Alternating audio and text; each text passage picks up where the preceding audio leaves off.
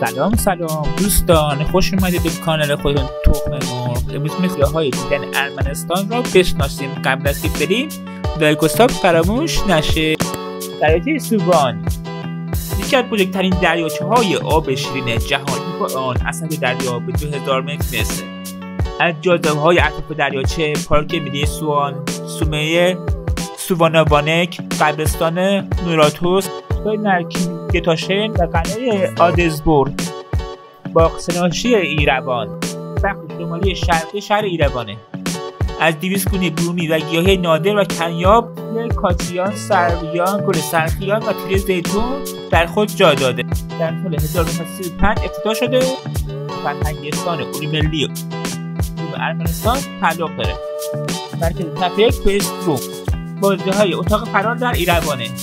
از اتاق پر معما زندانی میشید و فقط 60 دقیقه برای حل آنها و خروج از اتاق و این بازی به زبان روسی و ارمنیه.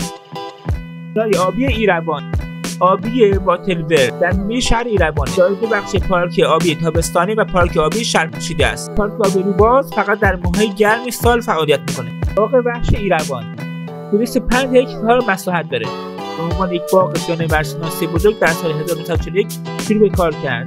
تلکابین‌های بالهای تاتو طولانی‌ترین تلکابین یک سره و بدون توقف جهانند که سال 2010 راه اندازی شده. تا روستاهای دور تا سومه تاتو امتداد داره. اندیشگران میتونن در عرض 12 دقیقه این مسافت را طی کنند. هر کابین برای 30 مسافر و یک راهنما ظرفیت داره. پارک اشراق ایروان با مساحت بالغ بر 3.6 هکتار مرکز شهر ایروان قرار داره. این پارک با یک دریاچه و 2 جزیره در ضلع شرقی محل ایدئالی برای برگزاری جشن‌ها و برنامه‌های سنتی کشور ارمنستانه. که کوه ارمنستان دریاچه مسکون در میدان آزادی ایروانه. به خاطر برنامه‌های جشن تابستان منطقه‌ای و سینمایی روبازش معروفه. از بالای معروف چایکوفسکی گرفته شده. پارک پیروزی ایروان در بالای پله‌های کاسکاد واقع شده. می‌تونید با قایق‌های پارویی روی دریاچه کوچک آن خود بگذرونید، هم به رستوران آن سر بزنید و هم یک وعده غذایی هم در کنار موسیقی زنده لذت ببرید. برای تفریح بازدیدی از داستان امام ارمنستان و موزه جنگ داشته باشید. پل شیطان نام اصلی آن پل ساتاناس در زیر سومه تاتو قرار داره. باد و آب در طول هزاران سال این جاذبه را ایجاد کرده. گذاره‌های آتشفشانی آن را صیقل داده و سوراخ کرده. این پل طبیعی 60 متر عرض و 30 متر طول داره. در سال 1921 در ایروان آغاز به کار کرد. کار مرمت و حفظ آثار در موزه انجام میشه. مجموعه آنها را در مرز دید عموم قرار میده. برخی از آنها قدمتی بالغ بر 5000 سال دارند.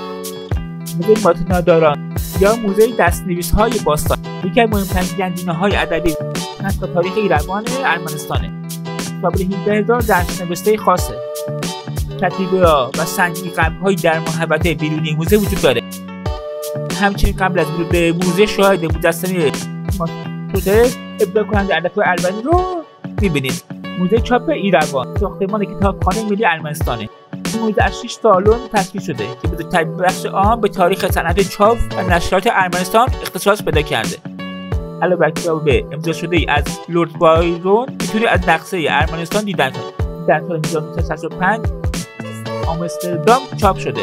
از نمادهای اصلی شهر ایروان با طراحی زیباش به شکل بیزی هر بیننده را خیره میکنه. یادمان نسل‌کشی ارمنی‌ها.